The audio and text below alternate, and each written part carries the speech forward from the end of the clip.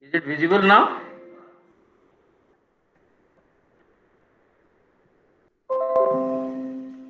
Hello?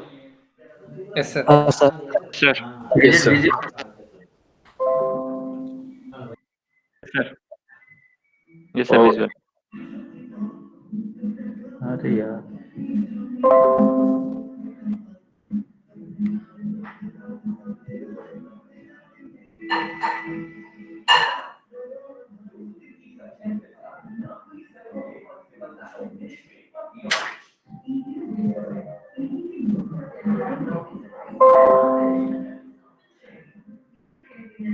अरे यार.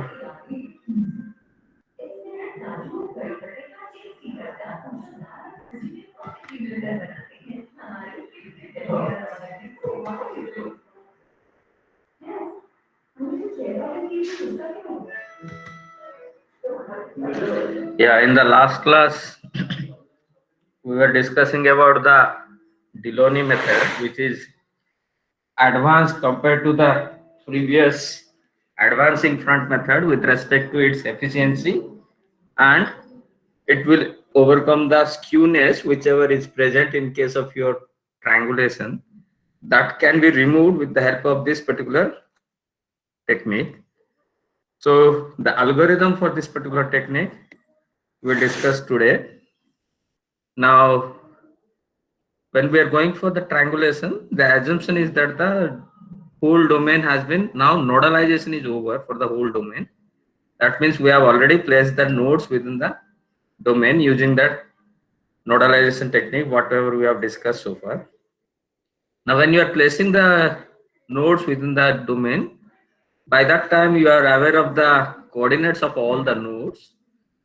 So if there are n number of nodes are there, then the first task of this nodalization is you go for normalization. Now again, normalization is not a mandatory thing, but if you have very large number of grid points or the node points, then in such cases, normalization will ensure that when you move forward with this triangulation process, we will place 3 additional points into these grid points, and those 3 additional points will be placed in such a manner that when you join those 3 additional points, it will create a triangle, and that triangle should encompass all these n points. That's what the objective. So for that reason, In generally, we will normalize the grid points, the coordinates of the grid points, such that the x and y coordinate for all the n points will lie within a range of 0 to 1. And in the sense, how to normalize, that is nothing but, let us say, you are having grid points within a range of minus x to plus x, minus y to plus y. Then the first task is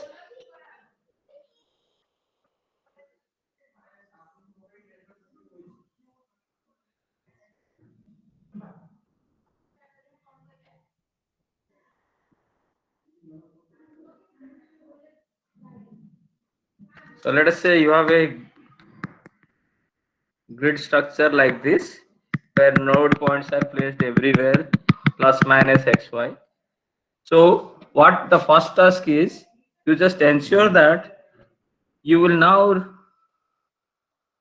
carry out the normalization in such a manner that all these grid points coordinates will lie between 0 to 1 for both x and y. Now how to do that? Let us say you have located what is the y minimum, what is the x minimum, what is the y minimum and what is the x minimum, and if it is negative, then what we have to do, if it is less than 0, then you move this x and y axis if x minimum is negative. If x minimum is negative, then you move this y axis in this direction by that much of magnitude, so that what happens now, since the y coordinate is moved towards left by magnitude of x minimum, now in this case the revised x minimum will be 0. So how to do that? The way what we will use it, for all these grid points we will add x minimum. We will add x minimum to the x coordinate of all the grid points if x minimum is negative. If x minimum is negative, then we will add this magnitude of x minimum to all the grid points in x coordinate. Then what happens? The minimum point of x, which is x minimum with a negative sign, is now becomes 0. Same way, if y minimum is negative, then we will add y minimum magnitude to all the y coordinate of all the nodes, to the y coordinate of all the nodes. Then what happens? The y minimum becomes 0 now. So now what happens? We have a revised xy coordinate for which both the minimums are 0, and it ranges up to x max after this addition, and it ranges, let us say, y max after that addition. So now you have a grid system where the nodes are distributed between y max and x max, whereas the lower side is between 0 0. So to the left of this there is no grid point, to the bottom of this there is no grid points. So now your grid points are ranged within this x max and y max. Lower side is 0 0. Then what we will do, we will divide all the x coordinate of all the points, we will divide all the x coordinates of all the grid points by x max. Similarly, for all the y coordinates, we will divide it by y max. Then what happens? Since the range is up to x max, and if you divide this x max by x max, then this point becomes 1 comma 1. So that is what the meaning of your normalization. So using this normalization technique, now we can ensure that our our nodes are within a square box of 1 unit. It starts with 0 0 and it ends at 1 1. So this will be 1 0, this will be 0 1, this will be 1 1. So all the nodes will be within this range of x and y coordinates after normalization. So that's what it is saying. So you just ensure that all the grid points are between 0 to 1. That means it's a within a unit domain. Now, once you obtain that, that is within a unit domain, if you get all the points, now note that if the coordinate system is originally set such that there are negative x and y coordinate, it should be shifted so that the negative coordinate should be replaced. That's what I said, add x minimum magnitude or add y minimum magnitude if they are negative, so that the coordinate system will move first, then you go for normalization. So once normalization is done for all the points, grid node points, then you add 3 points to form a super triangle, and which completely encompasses all the endpoints. That means now let us say you have all the endpoints which are there within the square box. So now you take 3 points randomly. Again, there is no hard and fast rule where it should be, but you have to ensure that you will take this 3 point in such a manner that when you join this 3 point, you will create a triangle. And when you create a triangle, just ensure that all these grid points of your original domain will lie within this triangle, and at the same time, all these grid points will be far away from the edges of the triangle. All these grid points will be away from the edges of the triangle, and this sort of a triangle is known as your super triangle. This sort of a triangle is known as your super triangle. It's selected arbitrarily. There is no hard and fast rule how to create these 3 points. You can create these 3 points by any manner, but it should be so far away from the domain of your choice such that all the grid points of your choice will be within your domain or within this triangle. So there will be no problem as such. Now, once you ensure that, then create a triangle list array T. So we will have a triangle list array T where the super triangle is listed as the first triangle. So in triangulation process, we will use a array T which contains the information of all the triangles which are created in the triangulation process. And in that particular array, the first entry is your super triangle, because we are creating the triangulation using this super triangle only. So the first entry is super triangle. But frankly speaking, this is not part of your triangulation process, required process, because this is not part of your domain. So what we will do down the line, once the triangulation process is over, we will try to eliminate the triangles which contains this particular vertices of the super triangle. Then we can ensure that okay, this super triangle is no more part of our domain. So that way we can eliminate that particular thing. But initially, just for starting this triangulation process, we are taking the help of this super triangle, and this super triangle is listed as the first entry in the array of T.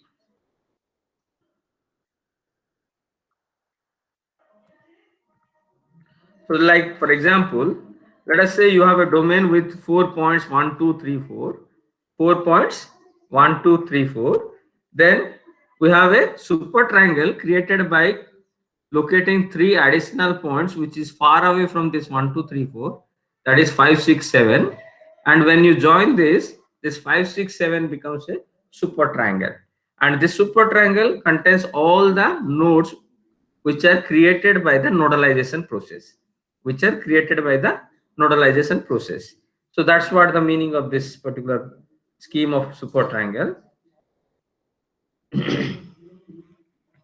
Now, once you create the super triangle, the next task is partition the domain to be triangulated into small bins. That means, let us say you have a big size domain. So what we will do intentionally, again it's an optional, it's not compulsory, you will divide this into small bins, so that what happens when you go for triangulation, when you are dealing with a particular point within this particular bin, then we will try to create a triangle using the grid points or the node points of this bin preferably, so that we have a triangle which is of a smaller size. Rather than picking a point from a neighboring bins, it's better to take a point within the bins.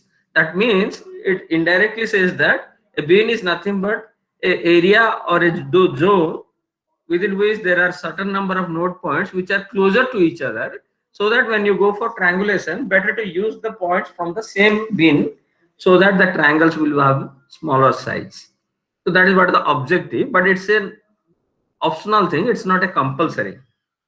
Again, then you assign a bin number to each of these endpoints and the unit domain. So we will number those bins, and those number of, once you number the bins, then each bin contains certain grid points or the node points, and that is in one way of saying of assigning some address to those node points. Subsequently, all the points are sorted in ascending sequence of the bin number. That means, like, say for example, this is bin number 1, this is 2, 3, 4, 5. Then all these bin grid points or the node points of bin 1 will be taken as the first priority, then the second one, then the third bin, then the fourth bin, like that. So when you create the triangle, then we will take the points. This is the way in which we will select the points. Now the points are now ordered such that the consecutive points are in close proximity of each other.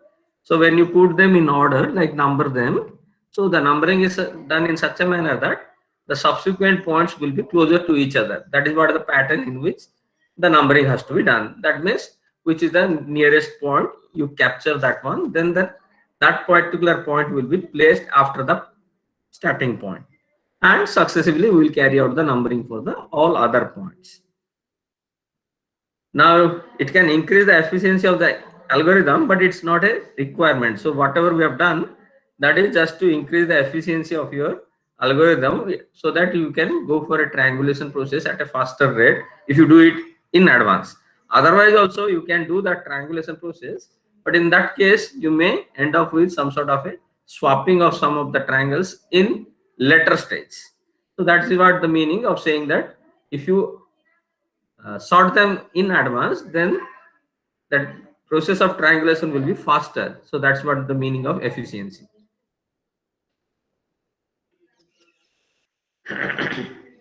Okay. Now once you have a super triangle which is placed in array E, then we will start our triangulation process. So in order to start our triangulation process, just a minute.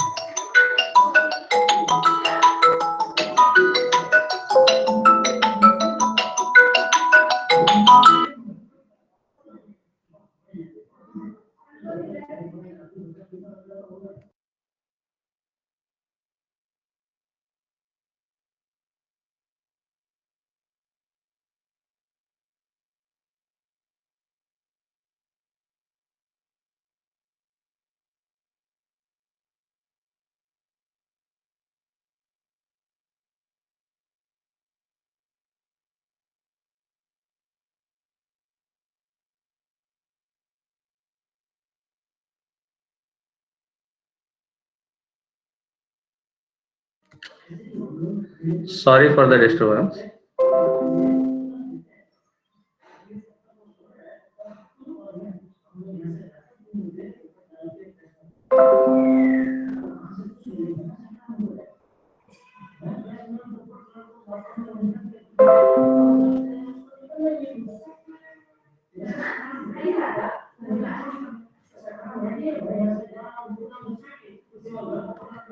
Okay.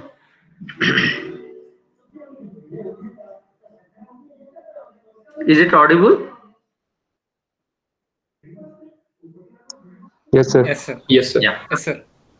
So once you have the super triangle, all the nodes are within that super triangle, then we'll pick the first node, and these nodes are placed within an array, and from that array we'll pick the first node for the triangulation process.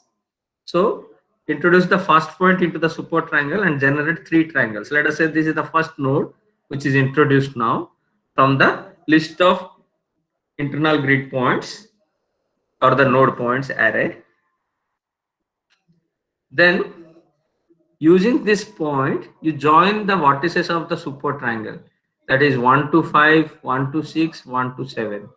Then what happens now, because of the introduction of a point into the super triangle, and by joining that particular point with the vertices of that super triangle, we have created 3 new triangles, that is 1 5, 1 5 6, 1 6 7.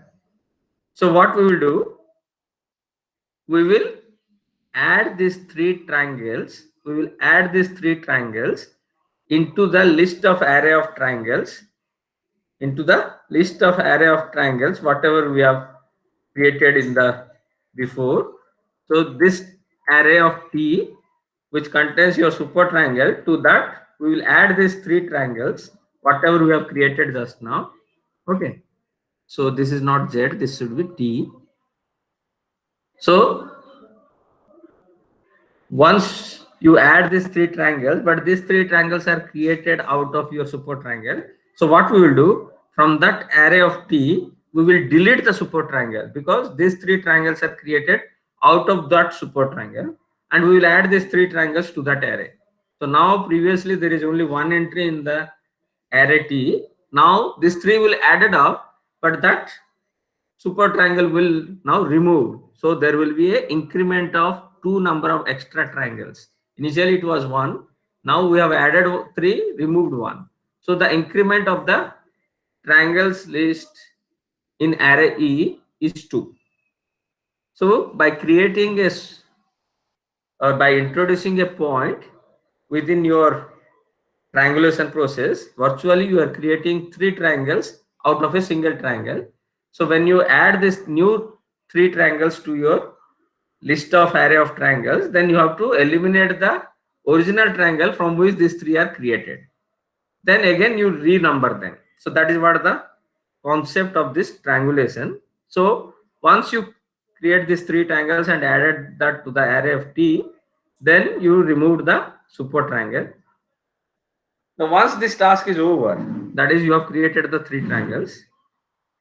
Now the domain is now divided into 3 triangles, including the 3 vertices which are outside your domain, which we have taken for a super triangle.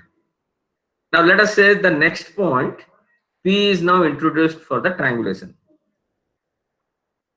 So now you have to locate that point P, which you have taken from your array of your nodes, then very next point, and you want to create the triangles using that point P.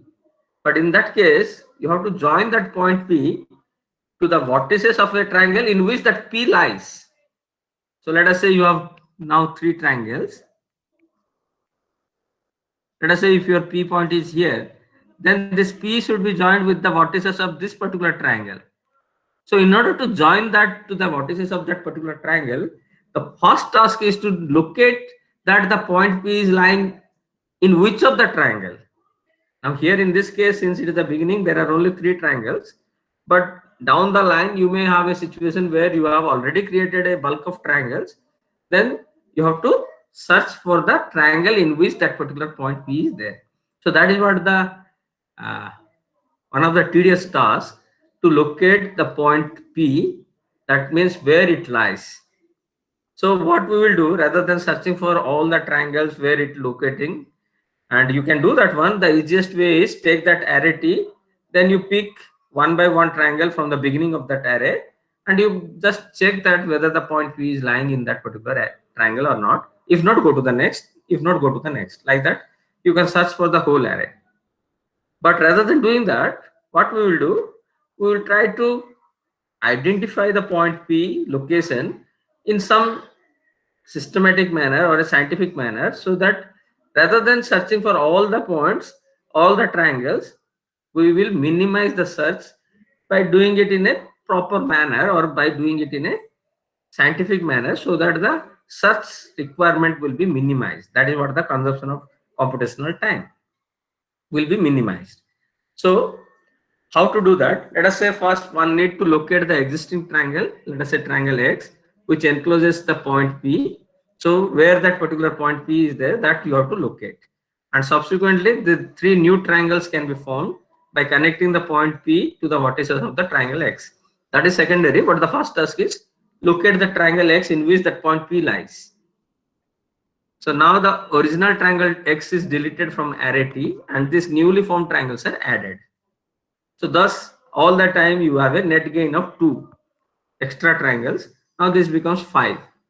So in order to accomplish the procedure above, one need to know a scheme for searching for triangle X. So what is the scheme? What I said, you can check from the beginning of array T, but that may not be a scientific way, because all the time you may end up with searching a lot of triangles which are of no use. So search begins with the most recently created triangle. That means you have an array T. So this T contains some triangle information. So whatever is the most recent, that means the last entry, most recent entry, that means the last entry triangle information is there in the array T.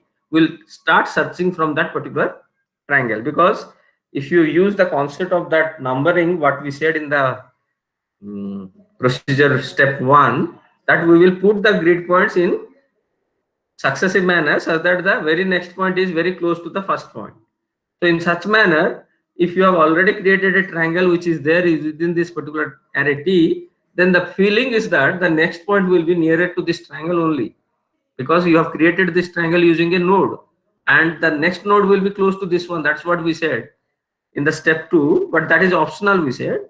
But if you have done that one, then very sure that the point which will be the next one in your array of nodes will be closer to the point using which you have created this triangle just now. Hoping that we will try to search for this next point using this particular triangle as the starting point of search. So the starting point of your search will be the last entry triangle in the array T, and we will move to the subsequent triangles which are nearer to this one in successive steps. The methodology we will discuss, how to move from one triangle to the other triangle. Then when you will move, then in which direction, that means there are 3 edges are there, then across which edge you have to move, that also we will discuss. So the logic is,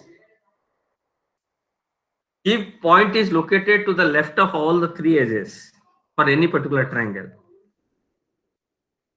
the numbering is done in counterclockwise manner. Let us say you have a point P here. Then what you have to do, first you have to check that with respect to the edges of a triangle, if the point of your choice or the point of your concern lies to the left of all the edges, of the triangle under consideration, then we can say that the point P is enclosed by this triangle.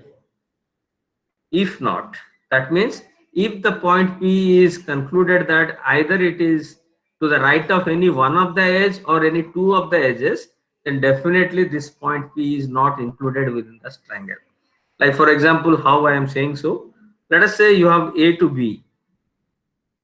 This is what the vector, because the numbering in case of your triangle formation is counterclockwise. So A, B, C. So A to B, the unit vector will be direction this way, and the point, let us say P. So A to P unit vector is this way. So if you go for a cross product of these two, that is AB cross AP, this angle is less than 180. So this becomes positive. So if it is positive, means we will say that the point P is left of AB. Similarly, when you go for BC, so this becomes your unit vector direction. Then if you join B to P, this becomes your unit vector direction. Then this will be less than 180 degree. Again, it is left. Same way, if you go for C to A and this vector C to P, again it is to the left of your CA. So when the point P is to the left of all the edges of your triangle, then definite enough that the P is within this particular triangle. If not, let us say you have a situation like this. You have considered a triangle like this, ABC. Let us say you have a point like this, P. So when you join this A to P, this angle is less than 180. So P is left of AB. Similarly, when you join B to P, this is BC, this is BP. So this is also less than 180. Then we can say that this is also to the left of your point B. But when you consider this CA and this is CP, so what we have to do, the angle measurement should be in clockwise, counterclockwise manner. Then we will conclude that this angle is greater than 180. So the cross product will be negative, means to the vectors, unit vector CA, this CP is to the right of your CA. To the right of your CA. All the time the measurement angle will be in counterclockwise direction. So when you measure it from this to this counterclockwise manner, then you will get 180 plus some angle. That means this will give you cross product of negative. That means this point P is to the right of your CA. So that concludes that P is not within this triangle ABC. At the same time, it also gives an information that you go for a triangle, next triangle, you go for a triangle for which this CA is one of the edges. You don't have to go for a triangle for which this AB or BC is one of the edges. It's better you go for a triangle for which this CA is one of the edges, because with respect to this CA, when you analyze this particular triangle, we concluded that this P is on the right hand side of this CA. So we will go to the next triangle which contains this edge. CA is one of the part of your triangle or one of the edges of the next triangle. Let us say this is the next triangle. But when you number this, let us say this is D, but now the number is counterclockwise, means A to C. Now this direction will change. The unit vector for A to C will change. A to C, C to D, D to, like that. Now with respect to this A to C, point P is on left. So the edge across which it is previously to the right in the previous triangle, when you move to the next adjacent triangle across the same edge, you will find that for the next triangle that is now left. So in that particular process, we will try to search for the triangle which contains the point P. Okay, now that's what it's mentioned here. If point P is located to the left of all the three edges, then the point P is enclosed by the triangle. How to check left? You go for a cross product of the unit vector across one of the edge and across that particular unit vector by joining the vertices to the point of your choice. That both will create one unit vectors. Then you go for a cross product of them. If it comes out to be positive, that means it is on the left of that particular edge. If it comes out to be negative, that means it is located on the right of that particular edge. So if all the edges ensures that it is on the left of that particular edges, then that point P is located within that particular triangle. But if it is located to the right of any edge of the triangle, then search should shift to the triangle which is adjacent to that particular edge for which it is to the right conclusion. So the process is repeated till the triangle X is found, that means which contains point P. With this search algorithm, one can avoid the need for searching all the triangles in the list of array T. So it's one sort of a scientific way to search for P with minimum effort. So just to explain that, let us take the following example. Let us say the triangles are numbered already. So the 14 is the last entry of your array T. So array T last entry is 14. And your task is, let us say you have to search for this P, which is already there in, let us say, triangle 1. Okay, one can say that if it is in 1, why don't you start from 1? By looking at the figure, you can say this is in 1, but in computer programming, we don't know where it is. So the methodology or the logic, whatever we will use, that will be applicable for all the node points. So that's what the logic says. You begin with point 14. And this point 14 triangle is MNO. The numbering is counterclockwise, MNO. So when you consider the edge OM and when you join this O to P, you will get a unit vector in this manner. So when you go for the cross product of the unit vector across the edge to the unit vector by joining these vertices with this point P, you will get an angle which is less than 180. So this cross product will give you positive. That means point P is to the left of OM. Similarly, when you go for your NO and when you join this O to N, let us say this is your unit vector NP. So when you go for cross product, this is also gives you angle 180 less than 180. So that also concludes your P is to the left of your NO. But when you go for M to N, That means you join this O to M. So the unit vector is M to P and this unit vector is M to N. Now when you measure this angle, this is greater than 180. So that means with respect to edge Mn, the point P is to the right of the edge Mn. That is what the conclusion. So if the point P is right of your edge Mn, then you have two conclusions. One is the point P is not there within the triangle Mn, no? And the second conclusion is now we have to go for the next triangle, and that next triangle should be such a manner that for which this Mn is one of the edges. You have to go to the next triangle, and that triangle should be such that for which this Mn is a edge, and that Mn is a edge is for the triangle that KNM, for the triangle KNM. Triangle number is 13. So again, when you search for this particular triangle, what is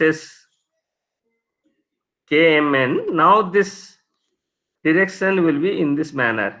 Previously M to N was there when you are considering 14 triangle, the edge is M to N, but now when you consider triangle 13, the edge will be N to M because it is counterclockwise. So now the edge becomes N to M. So once it becomes N to M, you will find that point P is now to the left of your edge N to M. Similarly, you can search for K to N. For that also it will be on the left, but only for M to K. Only for this M to K edge, it will be greater than 180. So it says that this point P is to the right of this NK. So that concludes again the point P is not there within triangle 13. Secondly, you have to go for a triangle for which this M to K is one of the edges. So the adjacent triangle for M to K is triangle 12. So again we will search for triangle 12. But when you search for the triangle 12 edges, again numbering should be counterclockwise. So MFK. So that means when you move towards K to M, so with respect to K to M, this point P is on the left side. Now the direction is changed. So K to M, the point P is on the left side. But when you search for this M to F and F to K, you will find that this point P is on the right hand side. So that means for this edge F to K and for this edge M to F, this point P is on the right hand side. So there are again two conclusions. One is point P is not there within triangle 12. Second conclusion is you have to move across to the adjacent triangle because here there are two edges are there for which it is on the right hand side. So you can go towards 9 or you can go towards 11. So when you have this sort of a situation where your point P is to the right of more than one edges, then at that time you will end up with a junction, some sort of a junction, and you can take any one of your required path. Your choice is fully depends upon you because both the ways will help you to reach towards the destination. Maybe the choice of your way may increase your such triangles, but definite enough that whatever path you follow according to your choice, definitely you will reach towards your goal. So one may go from triangle 12 to triangle 9, or one may go from 12 to 11. So likewise, if you carry out the process, let us say you are going from 12 to 9, then you will come from 9 to 4, then you will come from 9 4 to 1, and you can confirm that point P is within 1. Similarly, if you go from 12 to 1, then 12 to 11, then 11 to 10, again 10 to 4, again 10 to 4, and 4 to 1. That means in the second path, you have to search one extra triangle. So that is what the only difference, but definite enough that you will reach towards your goal. Okay, so that means at last we could able to search for our point P which is there within the triangle 1. So once the search is over, then what we will do? We will conclude that point P is within triangle 1. So once we confirm that, then the task is for the triangle 1, the vertices are ABC. So what we will do? We will join this P with this A, P to B, P to C. so that we will create 3 more new triangles out of the triangle ABC. We'll create 3 extra triangles out of the triangle ABC. So what we will do? We will add this new triangle. We'll create this new triangle and we will add this new triangle to the array T, and we will delete the old triangle 1 from the array T. So that's what we'll do. Now you have 3 new triangles, 3 new triangles. Since we have deleted one, so the one empty space was there, vacant space. So now we will name this as one of the triangle, that is PAB as 1 and PBC as 15 and PCA as 16. So now we have 3 new triangles which are added by deleting the old triangle 1, because old triangle 1 was ABC. So now that ABC is replaced by ABP as 1, another 2 new triangles as 15 and 16. Okay. So the old triangle ABC is now replaced by new triangles. So there is net increment in the array T by 2. We removed 1, we added 3. So there are net increment of 2. That's what we can confirm, because previously there are 14. Now it becomes 16. So now we have created the triangles. We have created the triangles by using a search method to locate the point P, where it lies, in which triangle it lies. Once we found out that point and the triangle, then we have created new triangles using the old triangle. So there will be increment of 3 new and removal of 1 old. So net increment of 2 triangles. But the problem here is, whatever triangles you have created, is it correct? Correct in the sense, is it avoiding the skewness of the triangulation process? If so, then good enough. If not, you have to refine that to increase the efficiency. Because what we said in advancing front method, the demerit is it cannot avoid the skewness.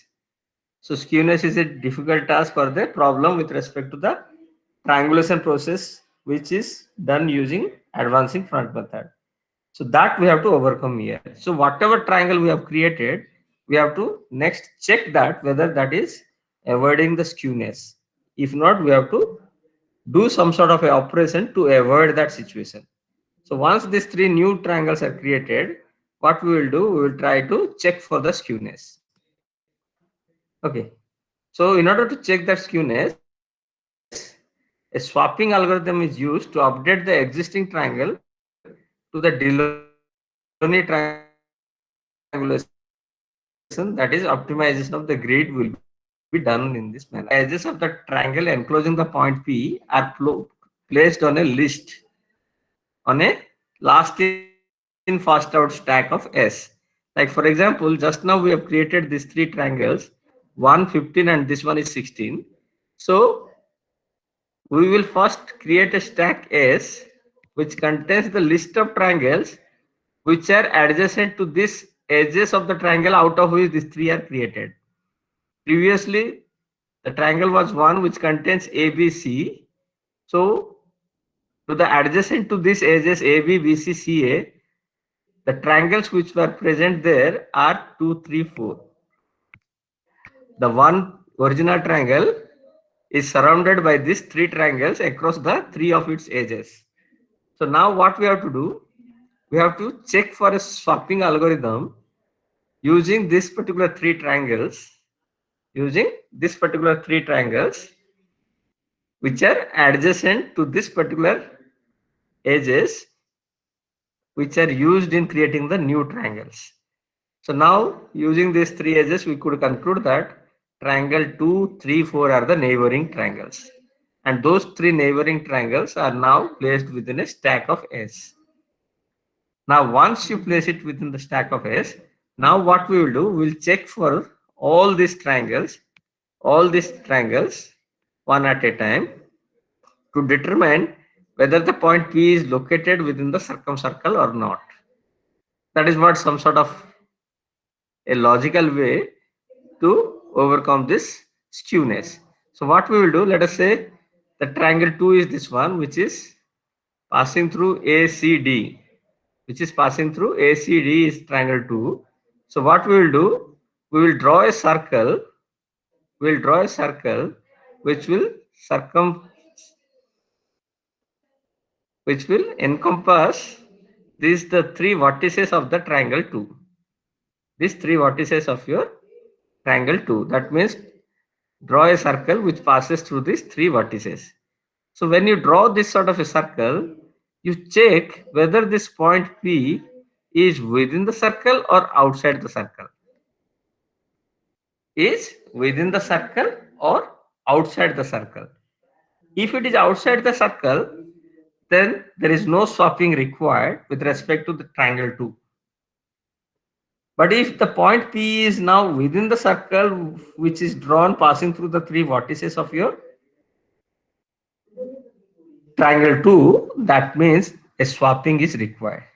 Swapping is required. Like for example, in this case, point P is now falling within the circle which is drawn, which is passing through this triangle vertices of this triangle 2, that is ACD. So when you draw a circle passing through ACD, you could conclude that point P is within the circle. So that means you have to go for a swapping algorithm. Now swapping algorithm is nothing but, in this case, if you say that APCD is a quadrilateral, and out of this quadrilateral you have created two triangles APC and CDA. You have created APC and CDA out of the quadrilateral APCD. That is done by joining the diagonal A to C. By joining the diagonal A to C, and we confirm that when you are drawing a circle passing through CDA, then this point P comes within this circle P. So that means whatever diagonal we have joined to create two triangles out of the quadrilateral is not the correct one. So what we will do, rather than joining A to C, we will remove this. Rather than joining A to C, we will join this P to D. We will join this P to D. That means now the diagonals become swapped. Of the quadrilateral, out of the quadrilateral, you have created two triangles, let us say, and that is done by joining one of the diagonal. So rather than keeping that diagonal, we will remove the diagonal and we will join the other diagonal. So what happens now? You have created two new triangles out of two old triangles. So that means there is no increment of triangles, but only the orientation of the edges will change. So that is what we say as swapping algorithm. That is what we say as swapping algorithm. Now once the swap is completed, the triangles which are now located to the opposite of point P are all added to the stack. So what happens? Previously, this point P is located within this triangle and the neighboring triangle used to be 2, 3 and 4. 2, 3 and 4. But what we have done now, we have concluded that this particular diagonal is not correct because this point P falls under the circumcircle which is passing through this triangle 2. So we have changed this diagonal to this side of diagonal. So we have created these two new triangles which are now come into this particular stack. So 2, 3, 4, and let us say if you number this 16 something, then this will come here. Again, now we have to check across these triangles for the circumcircle against this particular triangles for the circumcircle. Now what happens? The stack is now changed to 3, 4, 5, 6 because now across these four triangles we have to check. So this circumcircle becomes 3, 4, 5, 6.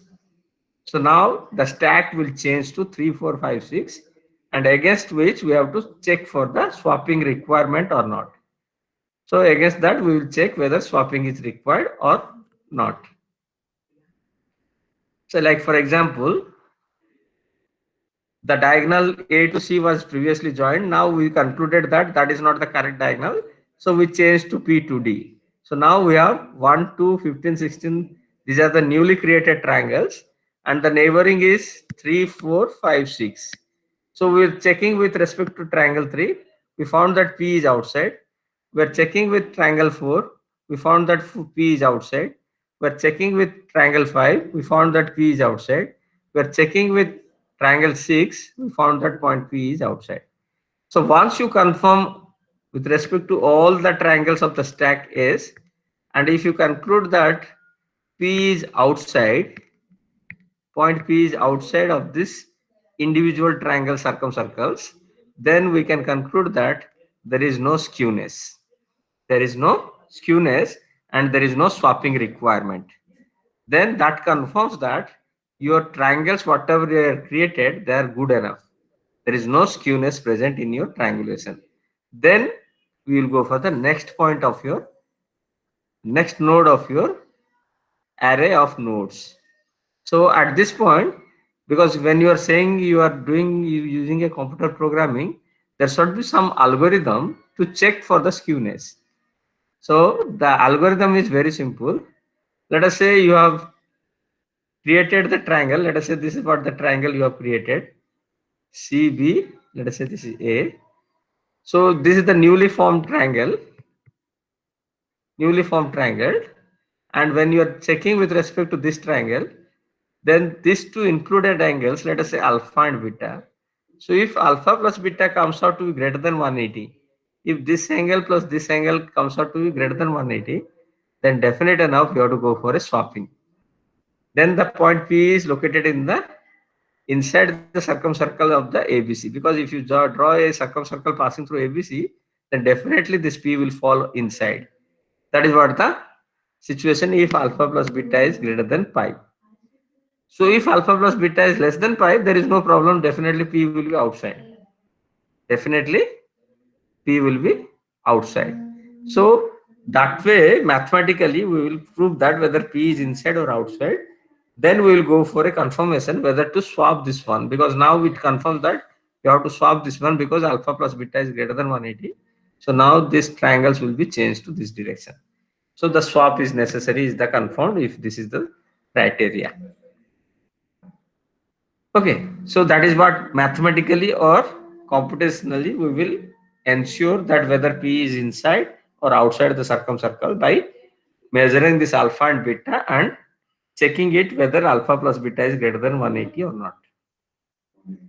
So that is what the requirement of swapping for avoiding skewness in your triangulation.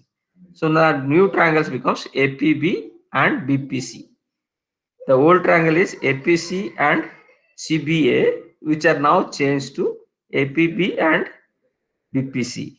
That means the number of triangles remains same, but two of the triangles vertices will change. For two of the triangles, vertices will change. That is what the swapping method. So once you carry out this operation for all the neighboring triangles for a particular point P, then that completes your swapping algorithm that ensures that whatever new triangles you have created, those triangles do not have any skewness. Okay.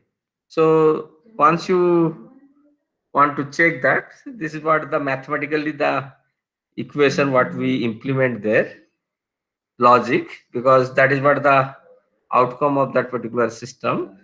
If alpha plus beta is greater than 180, then sine of alpha plus beta is less than 0. So if sine of alpha plus beta is less than 0, then this sort of equation will come up into your calculation. And all these coordinates are known quantities. All the coordinates are known because all the internal nodes, boundary nodes are known. So once you know all the nodes, you simply substitute here, check whether this criteria is satisfied or not. If this criteria is satisfied, then swapping is required. If this does not satisfy, swapping is not required. So likewise, we will implement this sort of logic in your swapping algorithm. So once swapping is done, then the next new point is introduced. So that once swapping for all the triangles are over, then we'll go for the next point of your array of nodes. and we will try to search for the point, same node point. Again, the methodology remains same. That is whatever steps we have followed from 4 to 5, the search algorithm and the swapping creation of triangles, then the swapping algorithm. That is what step 4 and 5. So the process continues until all the endpoints are consumed. You have started with n number of points. So once all the endpoints are consumed, we will carry out this operation. Once all the triangles are created, now we have the array of T which contains all the triangles, but there are certain triangles are there which contains the vertices of your support triangle, but support triangle vertices are not part of our domain. So what we will do, once all the triangles are created using the nodes of array n, that is internal nodes, that means all the triangulation process is over. We have created the triangles for our requirement, and also we have ensured that there is no skewness. So once that is over, then next task is all the triangles which contains one or more of the vertices of that super triangle are removed. So after this is over, if there is any triangle in your array of T which contains your support triangle vertices, like say for example, this is one triangle which contains the vertices of this one. No doubt this particular node is your node within the domain, whereas this one and this one is part of your support triangle vertices, then this triangle has to be removed from the stack of T. Similarly, any number of triangles which are present within your array T, which contains the vertices one or more than one vertices of your support triangle, then you remove all those triangles. Those triangles are not part of your triangulation process. And once you remove all of them, then that completes your triangulation.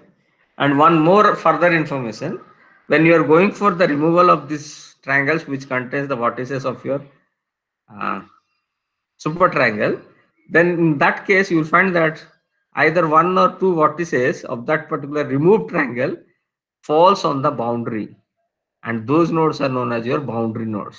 So that means the node which contains from the boundaries, but they present in your removed triangle because of the other vertices belongs to your super triangle, then definitely that particular node of your domain should be your boundary nodes. So that is what one information which you will get out of this triangulation, additional information. So that completes the process of your triangulation using Delaunay method, which improves your search for point P in a scientific manner. At the same time, it avoids any sort of skewness in your triangulation. So that is where you increase your efficiency. No doubt it is little time consuming compared to your previous method of advancing front method. However, it is good enough with respect to its efficiency. Okay, so let us try to explain the same with the help of a small example. Well, just bear with me for another 5 minutes. We'll finish this one. Like, let us say you have 1, 2, 3, 4 is the nodes of your domain. So in order to create the triangulation, we have used a super triangle 5, 6, 7. But rule says first you go for normalization of 1, 2, 3, 4. But in this case, since there are very few in number of nodes are 4 in number, so we have not done any normalization as such, but we have just created a super triangle such a manner that those 3 points are far away from these 4 points, so that we can create a super triangle ensuring that this 1, 2, 3, 4 points will be far away from the edges of the super triangle. So that is what we have done, let us say. Then since the 5, 6, 7 is your super triangle, so that becomes your first entry in your array T. So that is what we said. Then since the number of points involved in this example is only 4, sorting of points in the bin is not necessary or skipped. So the second step is skipped. Then we will introduce the first point of the node. So the first point 1 is introduced and forms 3 triangle by joining this one with the vertices of your super triangle. So you created these 3 triangles. So these 3 will be added to T and this will be removed. So the 5, 6, 7 will be removed. Okay, list of T. So you will add these three triangles, that is 175, 156, and 167. So you will add these three new triangles and you remove the old one, that is the super triangle. Once you created these three triangles, that is 175, 156, 167. The next target is search for this point 2. So we know the search algorithm, how to search. So you start searching for this point 2. So search begins for triangle that encloses your point 2. Recall that the search always starts from the last triangle formed or equivalent triangle located in list T. And the search begins for triangle C, that is this particular triangle. Once this 2 is over, because this 2 is present within this 167, which is triangle C. So once this is found out, then we join this 2 with 1, 2 with 6, and 2 with 7. So we created three more triangles, that is CDE. That is CDE. So thus the search begins from triangle C, and it happens that C2 is found to be within this same triangle. So you don't have to go further. Then you create three new triangles out of this 167, and you add those three new to the old array T, and you remove this old triangle 167. So there is net increment of 2, so the total triangles becomes 5. So this is one triangle A, B, C, D, E. So this becomes 5 triangles, which you are getting out of this particular point 2. Out of this particular point 2. Then once you created these triangles, whatever is present here in this case, so you have created using point 2, this point, you have created these three triangles. So when you created these three triangles, then the three edges are like this one, this one, this one. So adjacent to these three edges, this is one triangle, this is one triangle. So the stack S contains triangle A and B. Stack S contains triangle A and B. So now you have to check for the swapping requirement with respect to this triangle A and B. This triangle A and B. So what you have to do, you draw a circle passing through the vertices of A and check whether this point 2 is inside that circle or outside that circle. Similarly, you draw a circle passing through the vertices of point B and you check whether point 2 is inside or outside. If it is inside, go for a swapping. If it is outside, leave that particular triangle. That you don't have to go for a swapping with respect to particular triangle of your consideration. So that's what we'll do. So whether swapping is necessary between triangle pair HDOC means now whatever we are creating, that we are saying as HDOC, the result indicates that there is no swapping required. So with respect to these two, whatever triangle we have created, that does not require any swapping. So once that is over, then we'll go for the next point 3. Next point 3. But now in this case, this E is the last triangle.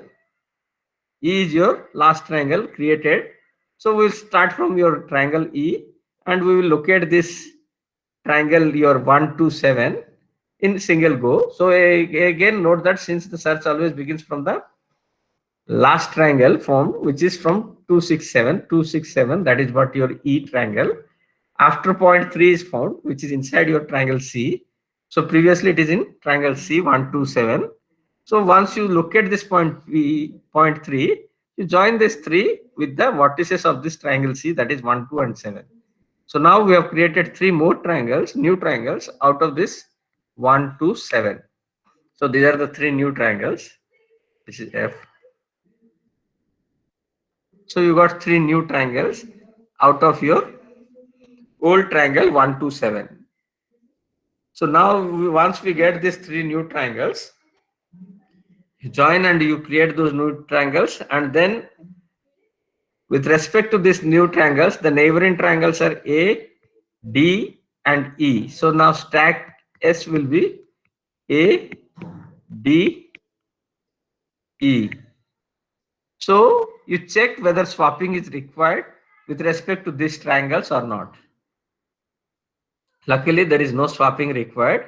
Let us say, so you have created these three triangles new, and with respect to these three new triangles, we concluded that there is no swapping required. Now, once you confirm that, indicate that no swapping required, that means the triangulation with 3 is correct only. You don't have to change any of the diagonals of the quadrilateral. So we will go for the next point. So next point is your point 4. So again, to search for point 4, we will start from point G. So triangle G. That is what the last entry of your array T. So we will go, this is the way from G to C, C to F, F to E, and we conclude that point 4 is within E. So that is what the procedure. Rather than searching for A to G, we are searching from G, and within 4 steps we could able to get that point 4 is within E. So once we look at this point 4, which is there within this triangle E, then the search path for this triangle E is GCFE. That is within 4 steps we could able to locate point 4, and this 4 is inside your triangle E. So what we will do, we will create new triangles by joining this 4 with the vertices of your triangle old E, that is 4 to 7, 4 to 2, 4 to E, your 6. So you have 3 new triangles created out of the old triangle E. Out of the old triangle E. So once you created this old triangle, you have to check for swapping is required or not. Now, since these new triangles are this one, and this one, so anyway, with respect to this says there is no triangle. So with respect to this says there is a triangle here. So that is 2, 1, 6. And with respect to this triangle, there is another triangle is there. That is 2, 7, 3. So when you check with respect to this 2, 7, 3, you will find that when you draw a circumcircle passing through 2, 7, 3, you will find that that will enclose this point 4. That will enclose that point 4. So that ensures that there is a swapping required. Means what? This diagonal 7 to 2 is now replaced by joining a line 3 to 4. By joining a line 3 to 4. So diagonal 2 to 7 is now replaced by joining 3 to 4. 3 to 4. So that is what it says. So this joining is required, and here you have to remove this 2, 7. You have to remove this 2, 7, and you have to join this 3 to 4. So that is what ensures there is a swapping required. So a check is made to see whether swapping is necessary between the triangle I and F as well as H and D. So you'll find that across this H and D there is no swapping required, but for I and F there is a swapping required. So since swapping required, you remove this diagonal 2 to 7 and join 3 to 4. So the newly formed triangles are after swapping are F becomes your 3, 4, 7, and I becomes your 2, 3, 2, 4, 3. 2, 4, 3. So now you have created the new triangle by swapping a pair of triangles, and for the other pair there is no swapping required. So now we have a set of triangles which are formed and which are listed in array T, which contains all the triangles. And now since 1, 2, 3, 4, all the internal nodes are already used to create the triangle, so there is no further nodes at present within the array of nodes. So that means your triangulation is over. So there is no further triangulation is required. But out of those triangles, some triangles of no use, which contains the vertices of your support triangle. Like for example, A contains this 5 and 7. So A is of no use. B contains 5 and 6. So this is also of no use. D contains 1, 2, 6, out of which 1, 2 is internal node, 6 is boundary node. So D is of no use. H contains 2, 4, 6. Again, 6 is node of your super triangle. So this is not part of your triangulation. E contains 7 and 6 from the super triangle. So this is of also no use. So coming to G, it contains 7 as one of the vertices. So G is also of no use. F contains vertices 7. So F is of also no use. But I contains 3, 4, 2. So that is only internal nodes. So there is no boundary node. So you left out with two triangles, 3 and 4 only. You left out with C and I. Apart from that, all other triangles contains the vertices from the support triangle. At least one vertices from the support triangle. So that we have to remove. So that's what we did here. At this point, all the points have been used. So thus the last step to complete the triangulation is to remove the triangles that contains the vertices of your support triangle. Therefore, all triangles which contains any points of 5, 6, 7 must be removed. So after that, we will find that all these triangles are of no use. Only these two triangles are of our use. Then this is what the left out solid lines is your triangulation for the point 1, 2, 3, 4. For the point 1, 2, 3, 4. This is with the help of a small example. We are explaining your Delaunay method. So this is a little bit scientific in the sense we can implement with the logic in your computer so that it will increase your efficiency of your triangulation. At the same time, it will avoid the skewness. That is what the most important thing. So that can be avoided with the help of your Delaunay algorithm or Delaunay triangulation, which is not there in case of your advancing front method. So this is the manner in which we will create the triangles within a domain of your choice. So to create the triangles, we will follow two steps. One is nodalization, then triangulation. And in triangulation also, we have discussed two of the methods. But in real life, we will find a lot of methods are there. Depending upon your problem requirement or your own algorithm, you can create a new method also. But for the classroom purpose, we have discussed two of them. One is simple one, advancing front method. Simple in the sense with respect to implementation, but that is not so efficient, but that is fast enough. Since efficiency is on the lower side, so we went for another method which is much more scientific. And there we have implemented a logic so that the search will be on with minimum steps. At the same time, it will ensure that there is no skewness present in your triangulation. That is by swapping method. Okay. So that completes your triangulation or grids in physical domain of irregular shape using unstructured grid generation. Okay, so that completes your grid generation topic as such with respect to both structured as well as unstructured. So do you have any doubt with respect to this content? No, sir. Okay. Then next class, what we will do, we will discuss about your finite volume method in line with this unstructured grid only.